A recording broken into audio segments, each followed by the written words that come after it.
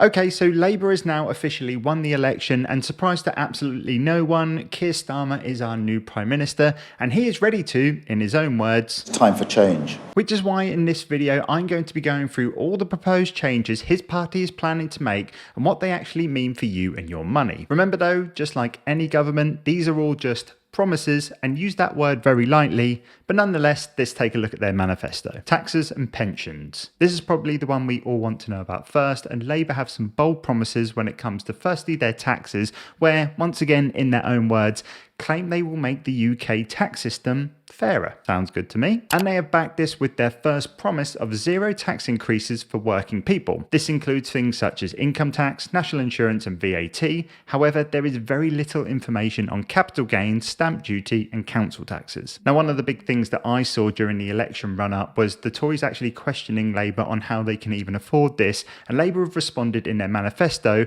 with their plan to make this possible. Number one, they're going to end tax breaks for private schools who are currently exempt from the 20% VAT everyone else has to pay. Number two, they will introduce what they are calling a proper windfall tax on large energy companies. This is something that is already in place, but I guess they're planning on making it better. And number three, they're planning on a major clampdown on tax avoidance by closing various loopholes created by the Conservatives originally. Now for me, taxes is one of the biggest factors when it comes to choosing a party, so Labour will really have to deliver on this if they want to keep the public's face and, of course, keep their promise. Now when it comes to your pension, Labour has also confirmed that they will be keeping the pension triple lock in place. This was originally introduced in 2010 by the Tories and was designed to help pensioners keep up with rising prices and wages. Originally, Labour was very much against this, which could be a reason why you see more people approaching that retirement age lean towards Conservative. However, I think this was Labour's tactic to try and win a bit more of that population over, and with today's result, it probably worked.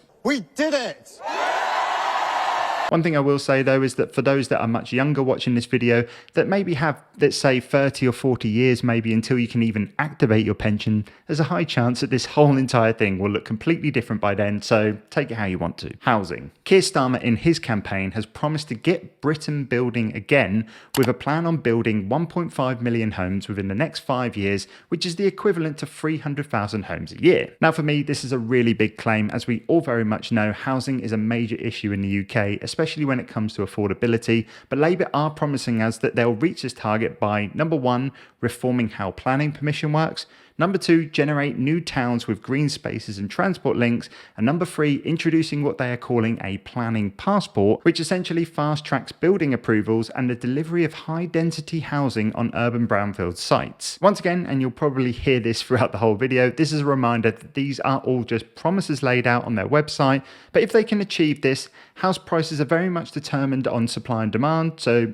if we have more stock on houses, this may help slow down their price increase, making it more affordable to buy your first home. Which of course brings me to the plans that they have to help first-time buyers, which is one of the biggest housing issues that the UK is facing right now, especially with the demand for larger deposits and, well, we already know what's going on with current interest rates. Labour, however, are saying that their new plans will help 80,000 young people get on the housing ladder over the next 5 years. Now, to achieve this, they plan to introduce what they are calling a freedom to buy scheme, which is basically a permanent version of the Conservatives' mortgage guarantee scheme, which was introduced in 2021 and plans to end in 2025. They are also planning to give first dibs to local people on new developments alongside taxing foreign buyers who currently price out young people from the housing market. Now, where I live in East Anglia, I don't really see this as much of an issue with foreign investors, but you can definitely see it making a big difference in a place like London or Manchester. So having said that, if you are a first-time buyer, it might be worth following some of these developments in the near-time future,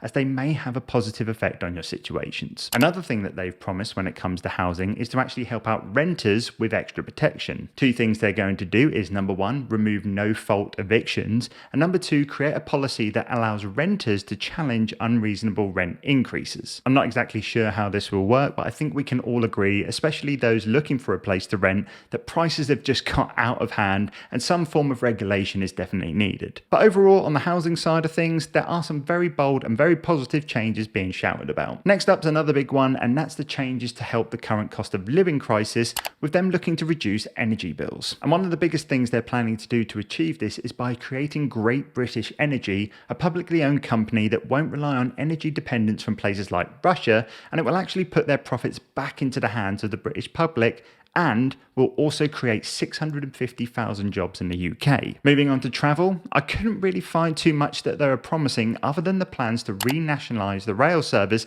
within the next 5 years. This is part of their Get Britain Moving Again campaign, which aligns with their Get Britain Building Again one, but nonetheless this automatically got me thinking that rail fares could be decreasing soon potentially. But unfortunately, no one from the Labour Party has publicly promised or stated that this will be the case. Instead, they are talking more around automatic refunds for train delays, which, to be honest, could potentially see my daily route end up becoming free at the rate they're going right now. And they're also looking to improve internet connection across all of their services. I really do hope they do something about train fees though, as they are just ridiculous right now. I've recently had to start getting the train after moving house and couldn't believe the cost as to what it was when I last frequently got them around 7 years ago. Now, there are a few more other changes being promised that I couldn't really find a category to place in, but they are still related to money, so I'll just mention them here. Number 1, a free breakfast club in every primary school. This will certainly help with saving money on childcare and improving people's working patterns. Number 2, plans to keep the already existing childcare scheme set out by the Tories, which Labour did once again originally oppose. Number 3, they're also going to try and ban new leaseholds and cap ground rents, which is great news for people who own flats like myself. And finally, number 4, it looks like they're going to continue with the British ISA, which essentially gives us an extra £5,000 tax-free investment allowance every year to invest into British assets. But other than that, if you were to actually take all of these promises as actual actions that would definitely take place, I would actually say everything sounds like it's moving in the right direction from a financial point of view, but just like I mentioned at the start of the video, you have to just take these things with a pinch of salt. But anyway, let's be positive. It's a brand new government and the start of a new era. There's definitely going to be change, and I'm interested to see how the UK economy plays out over the next couple of years, and even more excited to revisit this video to see what has actually changed. If you did want to see the full manifesto, which includes all of their proposed changes, everything mentioned in this video has basically been pulled from their official website, which I'm going to link below. Other than that, just a personal something from me. It's my first time back on YouTube for a while, and as you can see, I have a new temporary background behind me, which means, if you haven't guessed, I've been busy moving house again. But nonetheless, I look forward to creating some more content for you guys moving forward, and I'll see you in the next one.